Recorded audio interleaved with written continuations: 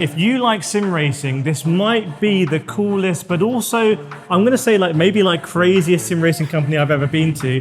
I'm here with Edward, who's the co-founder of Conspit, and you're going to show us inside your office, basically your factory. There's a real car here, which I didn't expect. There's simulators inside. So Edward, let's go inside and let me know what's going on at Conspit, and also a little bit more about yourself. So I can see there's a cockpit here. This is the entrance to your office. Yeah, this is our Formula cockpit. What does Formula mean? Anything to you in particular? Is Formula special for you? Because I've seen a few Formula cockpits. Yeah, to be honest, I'm a huge Formula fan, and I drive Formula a lot before. So my dream at first is to want to build in sim racing or real racing. Real racing. Oh wow, okay. Yeah. And my dream is to build a, the cockpit like which we can drive in a Formula One factory simulator. Yeah. So yeah, we built this. Okay. Yeah. So here's an example, and I'm sure we'll look at these later. And there's an incredible. I guess now I understand a bit more about one of the simulators you have here. Yeah. Looks like it belongs in a Formula One factory. Yes, exactly. But if we have a look at some of the products, so obviously I can see the products on the wall. Maybe we start with the first one and understand, because you are the co-founder of this company, and these are your first product. Yes. So how did this come around? How did this start? Why did you make these? We start from pedals. At first, I'm a super fan of racing, motorsport racing, but the budget always so high. So I come inside the sim racing area, and we just at first I actually use other brands products, but at the time I tried the real racing car, the brake, I think it's totally different at that time. So we want to make the brake. Let's go into that a little bit more. So you said when you were younger, you were driving Formula cars in real life. Yeah. But then budget and everything, you were getting more in sim racing. Yeah. And the pedals weren't the same in sim racing. Was it because the brakes are a lot stiffer in Formula car? Is that a big part? Yes, a lot stiffer. Yeah. And the real racing car is hydraulic system. So at first, actually, we made our low cell pedal, but at the same time, we made the hydraulic pedal. This is our first hydraulic pedal. Can I ask a question? Yeah. Did you kind of make this for you a little bit? Yeah. And then also sell it? No, actually because in China, we design ourselves and we built in China in our small office. But I'm saying, is this a product that you made for yourself to use, and also you sell it, but also it's kind of like for you make it a little bit? Yes, actually at that time, besides some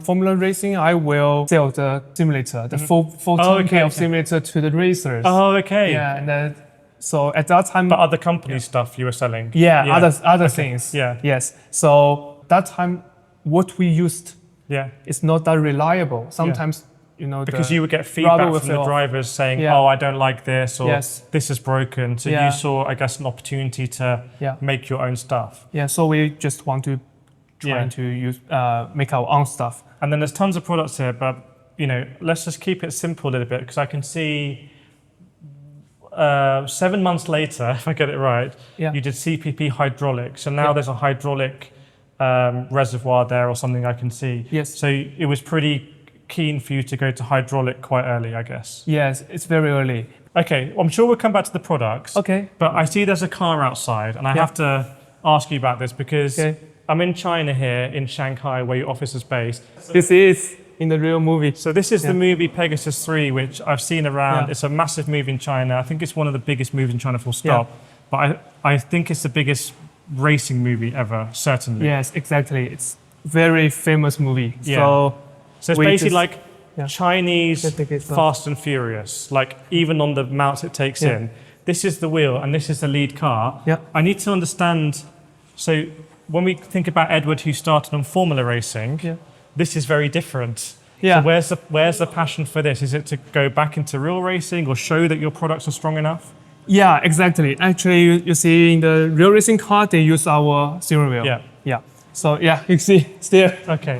It's in the real racing car. Yeah. Let's maybe Sam can see what they're welding. And is this because you wanted to prove that your products are good enough, or is it a branding thing for your brand you wanted to get more exposure? I think both. We can see some welding going on there. Yeah. Actually doing it. So this is a big project. Yeah, it's a big project. in the hallway of your office and factory. By the way, put Pegasus 3 in the comments if you've heard of that movie, because I don't think in the West it's well known, but maybe it is, I'm not sure. Now, I want to come back to this simulator here. Okay. Because you've got some just put this back. Yeah, you've got some cockpits, but this one is obviously motorized. Yeah. So why, Edward? Why? We want to make this because, you know, it's like a karting. Actually, I bring this to a real kart circuit. Okay. Yeah. Good lap time? Actually, not that good, but it's really fun. Yeah. Do you want to jump in and take us to the next room? Okay. Yeah. I'm not sure any other sim racing co-founder would do this, but there we go. You see, we can got first gear here. Yeah. Yeah. It is liner. Yeah. Liners, steering. Okay. Yeah, you see. Can drive in our factory, right? I mean, this is pretty crazy. Yeah. Can I say only in China, maybe so far? Yeah, and maybe in the whole world. Yeah. It's the only one. Yeah. So and maybe the first stop. So first stop here. So Edward said before about you were a Formula racer. Yeah. You wanted to make something for the real F1 simulator. And I feel like is this a realization of that dream that now you have this, you feel satisfied, like I did it? Exactly. We want to make something crazy. So, and at first, like before, I told you this is my dream to build something like that. Yeah. Yeah. And I always, after work, I will racing here and practicing here, doing a lot of jobs in here. Yeah. So I feel like there's a lot of products here that have come together that maybe for anyone watching who's bought Conspit equipment, if it's like a 310 Apex or an GT, like the more like lower entry stuff, you can see here. I think let me explain what I think, and you let me know if it's true or not. Okay. But you have here your top of the range PW1 rim, which looks like it would belong in a Formula One car. You have a Formula cockpit. You have your hydraulic pedals in there. And you have your powerful wheelbase. Yes. All of those were released at different times. I guess it's different assembly lines. Some maybe is more made here, some is more made elsewhere. But were they all, even though they were separate, coming together to be in this? Was that the idea? Exactly. Okay. Yeah. Besides the motion, because for now only the motion and the projectors is not made from Conspit. But I think you partnered. I can see a big BenQ logo. Yes. We got cooperate with BenQ and their projection doing really well with our system. So this product is called the Halo 270. Yeah. I guess because it looks a bit like a halo and it's 270 degrees. Yes. But also in English, I think we would say it's a Halo product. Halo product is like when a company does something right at the top to show what they can do. Like maybe the Peugeot 9X8 hypercar. Yeah. It's like a Halo product. Sounds And I drive a Peugeot car. Wow. And I feel the DNA. Okay. So maybe this is a Halo product in two different ways, actually. Yes. And you've got live telemetry here as well. Do you do any coach? Because we're in Shanghai. Yeah. So, sim racing, it seems in China is like growing. Yeah. But it's not as popular maybe as in the West, I would say. So do you have people come here for coaching, or do you get coached, or do you coach friends here, or it's all set up for coaching? First question, yes, indeed. A lot of people come to practice here, and I will coach them. Yeah, and we got a lot of reference here, a lot of pro drivers reference here. Like our ambassador, Ife, he's a Le Mans champion. Ferrari, Ferrari Le Mans champion. He got a lot of reference here, and a lot of drivers can learn a lot of things from him. Me too. This would not look at a place, I think, in New York or London. Or Silverstone. Okay, so that's pretty cool. I can see also the PW1 comes with the box, so I guess you can come and take it off and put it in. Because this idea comes from Formula One racing. And a lot of flight cases. They will go like this with helmet and this. Actually, you see like Mercedes, Aston Martin, and Red Bull. A lot of. And they will got this on the plane. And the steering wheel is inside. And make it for the drivers. Just to make it inside. Something inside. Just to make everything very beautiful. Oh, and you get a little a little coin as well. Oh, this is a souvenir souvenir. Okay. Well, maybe we'll see. Maybe we'll take one to London and bring it on the plane. But it's pretty cool. I think it's going to be a plane. Right, let's get back in the buggy. Or maybe I can drive the buggy. Can I drive it? Yeah. Okay. Right. Let's go to your office, I think. I want to see your office, Edward. Whoa. And here is the, okay. I've wedged myself in with my massive shoes. And this is forward, this is reverse. Okay. So, yeah. You can I don't want to be by surprise. Go, whoa. Whoa, nice. Yeah, and it is quite fast actually. You can. Whoa! It's quite fast. Well, that's crazy.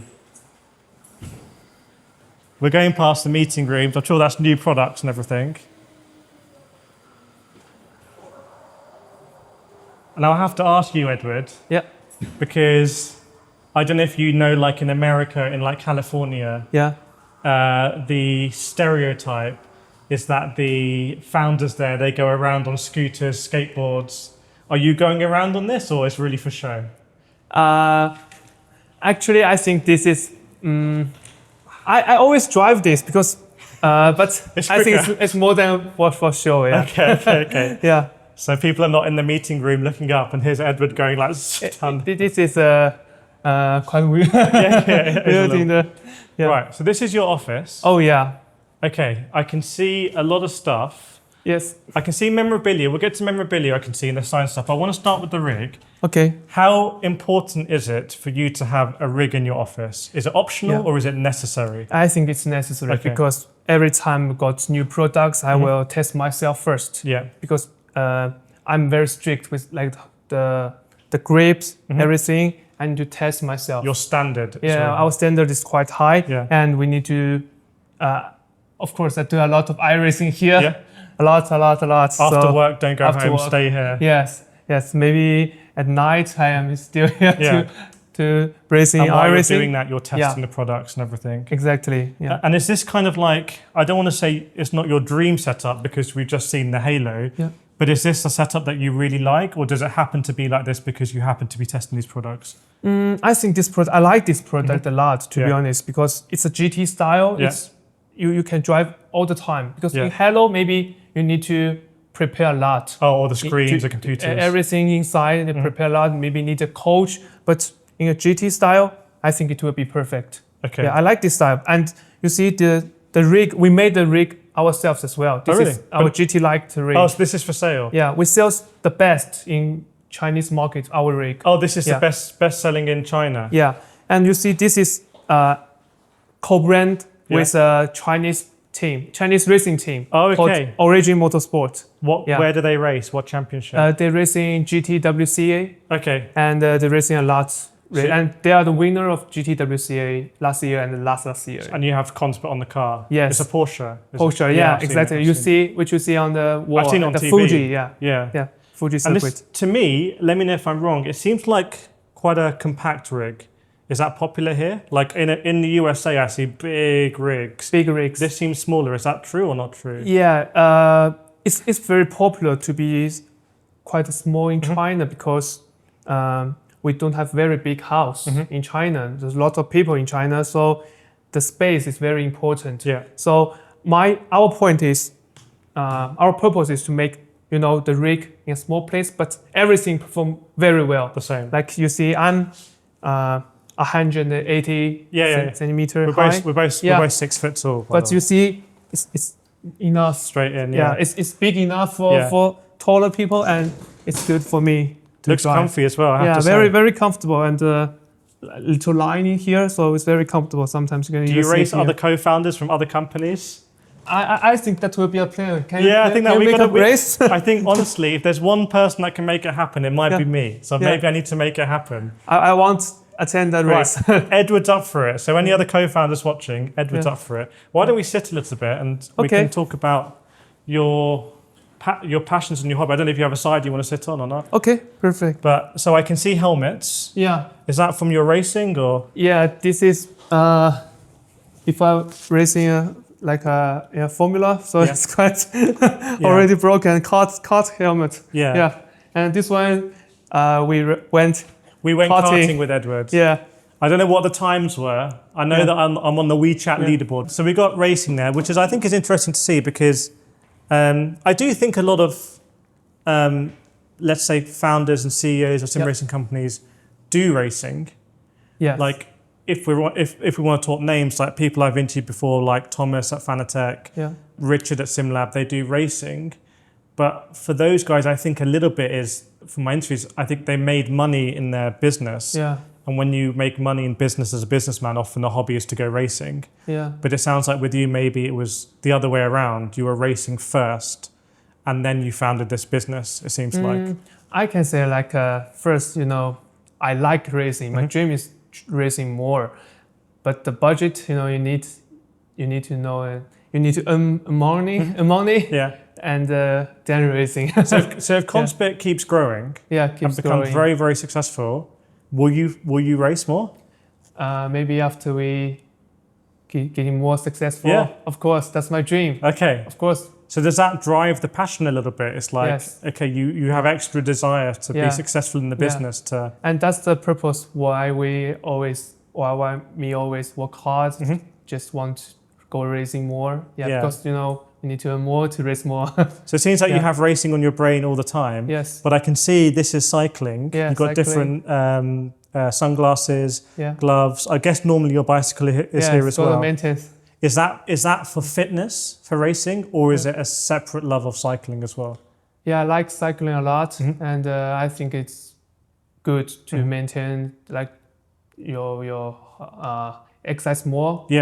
And it's good for and I see a lot of drivers, they like cycling a lot. Yeah, they do. Valtteri Bottas is always, all the riders are cycling. So maybe we'll have a look at some of this stuff actually. Maybe we can start from here. And this is my friend, and this is our hero, Chinese first driver. Yeah. Zhou Guanyu. Yeah. He comes here, and we got some the photo together. Yeah. Does he give you some advice? Like not official, but does he say like, oh, that could be stiffer, or the real car is like? Oh, he gives a lot of advice, like the rotary need to be stiffer here, like in the real racing. And I've also talked with him, like maybe in simulator it's not that good to maybe too stiff.